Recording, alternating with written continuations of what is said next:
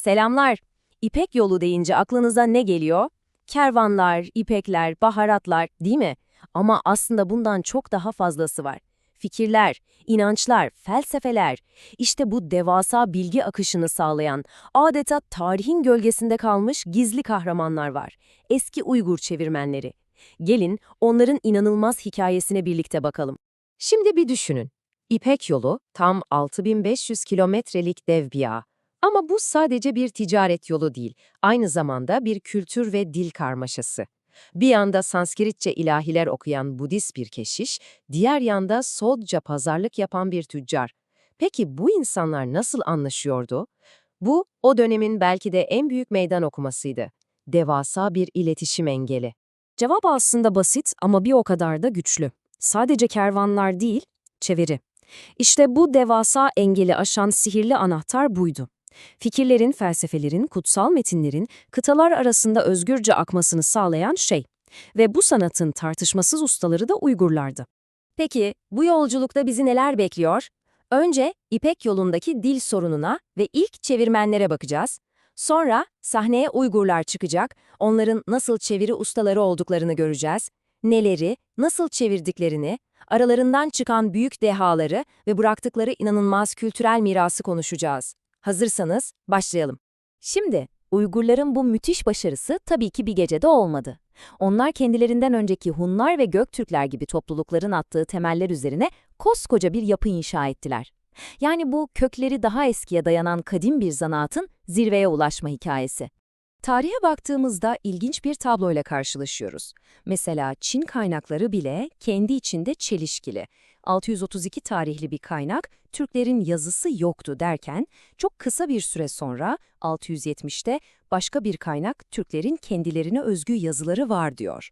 Yani ortada bir belirsizlik var, evet, ama bu çeviri yapmadıkları anlamına gelmiyor. Özellikle diplomatik yazışmalarda çevirinin varlığına dair çok net kanıtlarımız var. Hatta bakın, dil bilimsel olarak ne kadar ilginç bir detay var. Antik Çince'de çevirmen için kullanılan dedi kelimesi var ya, bunun kökeninin eski Türkçedeki taymek yani söylemek fiilinden geldiğine inanılıyor. Düşünsenize, Çin'deki profesyonel çevirmenlik kavramının ta kendisi Türk komşularından etkilenmiş olabilir. Hatta bir rivayete göre biri konuşurken çevirmen sürekli ti yani diyor ki diye tekrarladığı için bu isim kalmış. Çok ilginç değil mi? Ve işte bu noktada sahneye Uygurlar çıkıyor ve her şeyi değiştiriyorlar. Onların en büyük farkı neydi biliyor musunuz? Göçebe yaşam tarzını bırakıp Turfan ve Beşbağlık gibi yerleşik şehirlere geçmeleri. Şehir demek, okul demek, kütüphane demek, bilgi demekti. İşte bu yerleşik hayat, okuryazar bir medeniyetin doğması ve çeviri sanatının filizlenip serpilmesi için mükemmel bir ortam yarattı. Uygurların dil konusundaki yetenekleri gerçekten akıl almaz seviyedeydi. Onlar adeta zamanlarının Google Translator'ı gibiydiler. Ama çok daha fazlası. Bir düşünsenize, Budizmin kutsal dili Sanskritçeyi biliyorlar, İpek yolunun ticaret dili Sotce'yi biliyorlar, komşuları olan Çince ve Tibetçeyi de, hatta daha sonra yönetecekleri Moğolcayı bile. Bu inanılmaz dil yelpazesiyle kendilerini Avrasya'nın tam ortasında vazgeçilmez bir bilgi ve kültür merkezi haline getirdiler. Ve olay sadece dilleri konuşmakla bitmiyordu. Aynı zamanda o dillerin yazıldığı alfabelere de hakimlerdi. Yani hem Göktürk yazısını, hem Soğud alfabesinden geliştirdikleri kendi Uygur yazılarını, hem Çin karakterlerini, hem Süryani yazısını, hem de Tibet yazısını okuyup yazabiliyorlardı.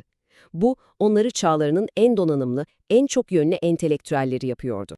Peki, tamam. Bu kadar çok dil biliyorlar, bu kadar çok alfabe biliyorlar ama bu devasa bilgi birikimiyle tam olarak ne yapıyorlardı?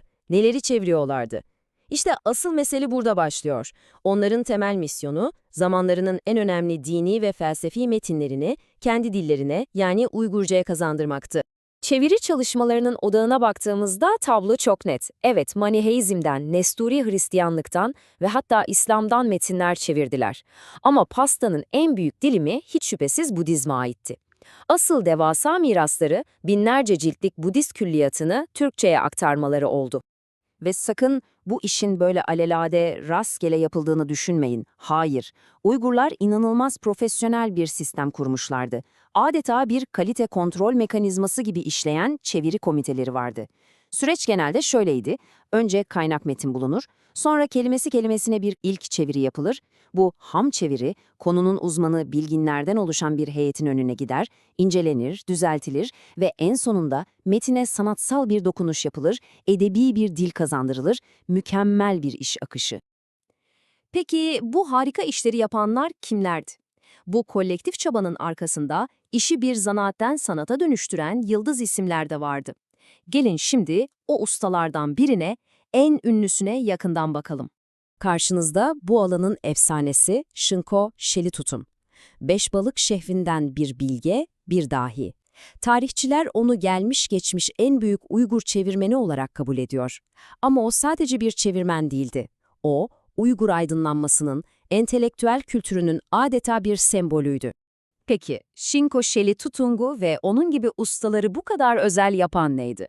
Onlar, kelimeleri bir dilden diğerine aktaran makineler değildiler. Metinleri sadece çevirmiyorlardı, adeta onlara yeni bir ruh üflüyor, kendi dillerinde yeniden hayat veriyorlardı.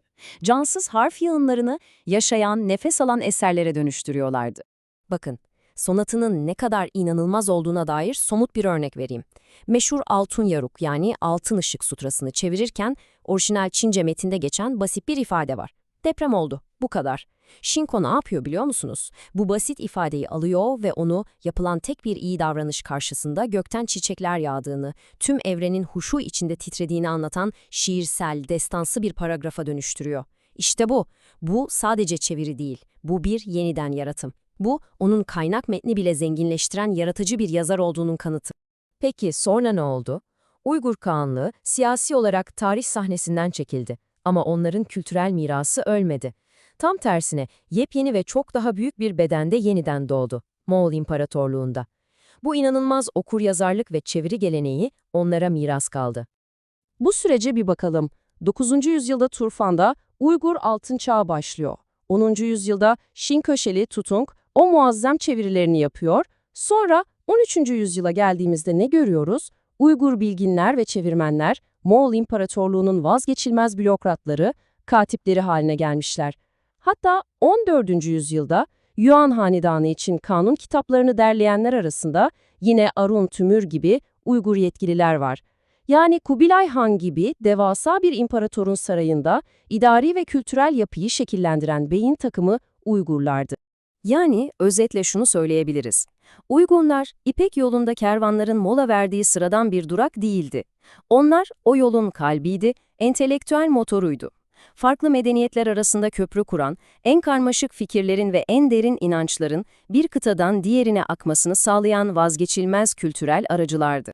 Ve Uygurların bu inanılmaz hikayesi bizi bugün bile geçerli olan çok temel bir soruya getiriyor.